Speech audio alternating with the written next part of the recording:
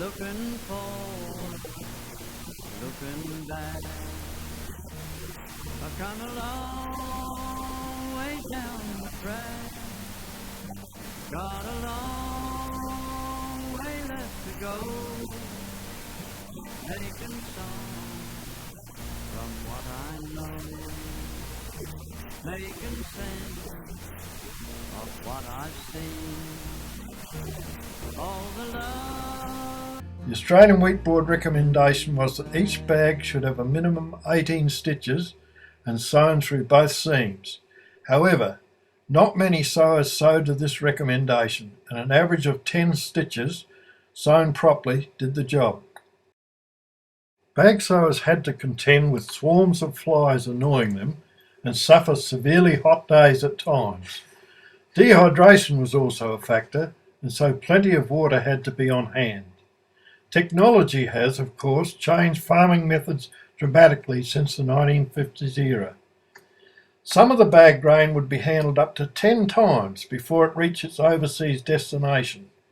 Handling bag grain began in the paddock, where some growers had an outrigger on their header called a platform, where a man would bag the grain off as it came through the open bagging doors on the header, and when the platform was full he would signal to the driver, who would pull into the heap and unload each bag and stack them in a line ready for the bag sewer.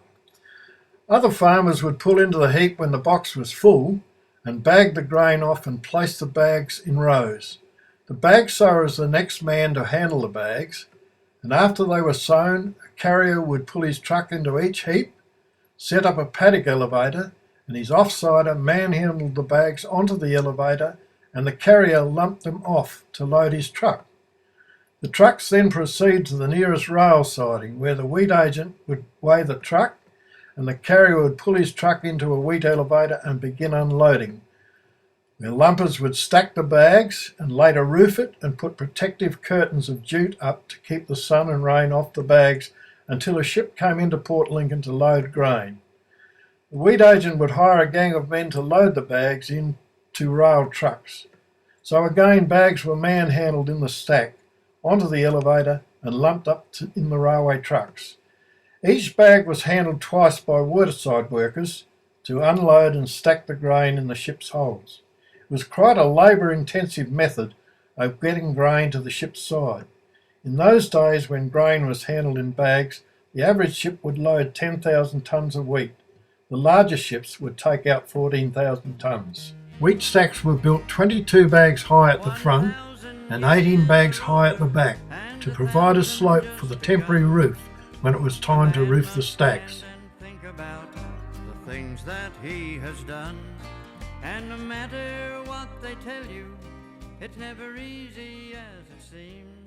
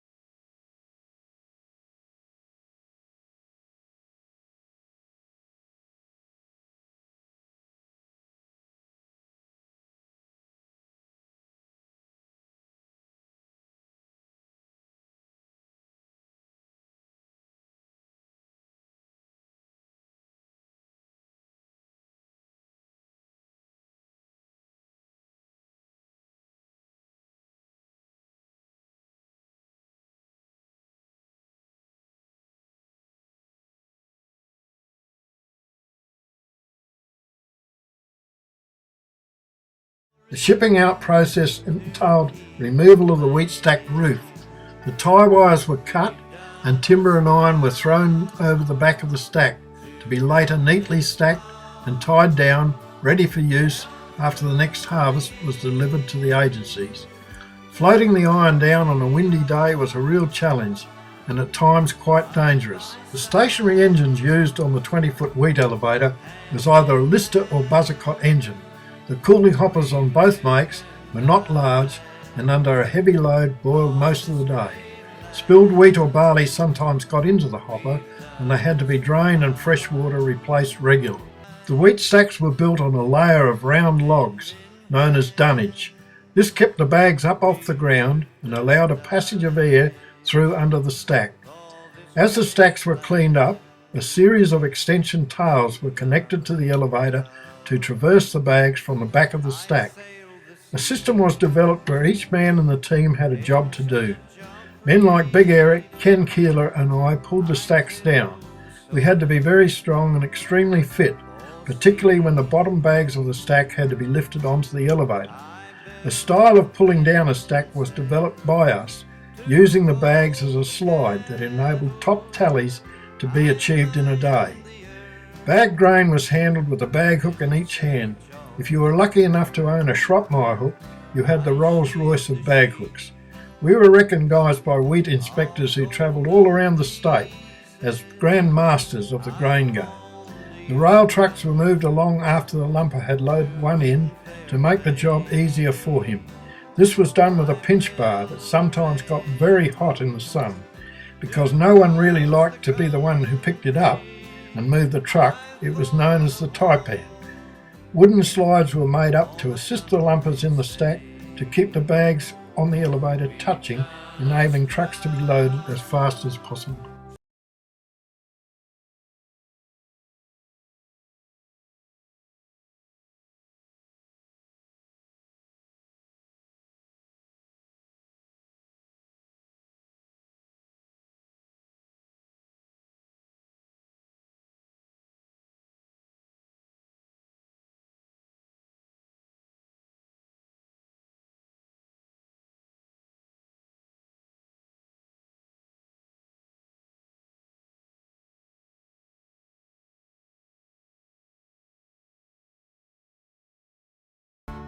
Lumping in the rail trucks was easier than lumping into a stack because there was not as far to travel.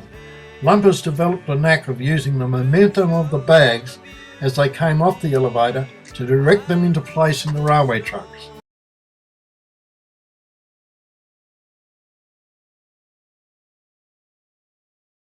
These gangs were skilled at loading bag grain.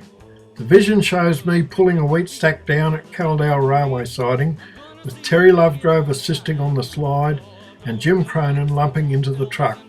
Jim and I shifted grain out at sidings all over Eyre Peninsula and also in Australian Wheat Board and Australian Barley Board depots. Jim and I and Dan Fitzgerald loaded 20,000 bags of wheat at Caldale from Monday morning to Friday night in one shift. This was an average of 4,000 bags a day. The jute bags were very abrasive and loading out necessitated wearing long trousers. When bulk handling was in its infancy, all grain that had been delivered in bags had to be sent up the elevator mouth first, where a cutter, standing on a plank, would slit the stitches with a very sharp knife and another man would tip the grain into the rail truck.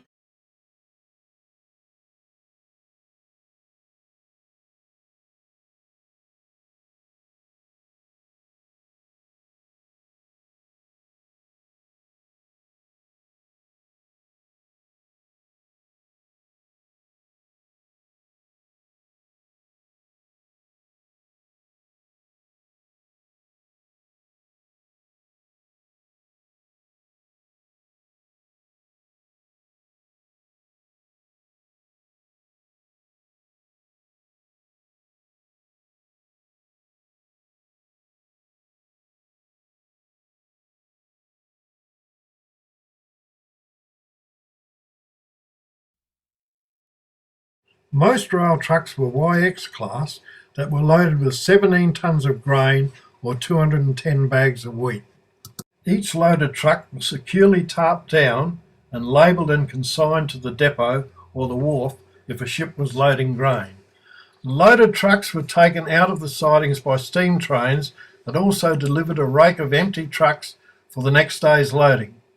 A tractor was used in some sidings to move the trucks on if the rails were a little uphill.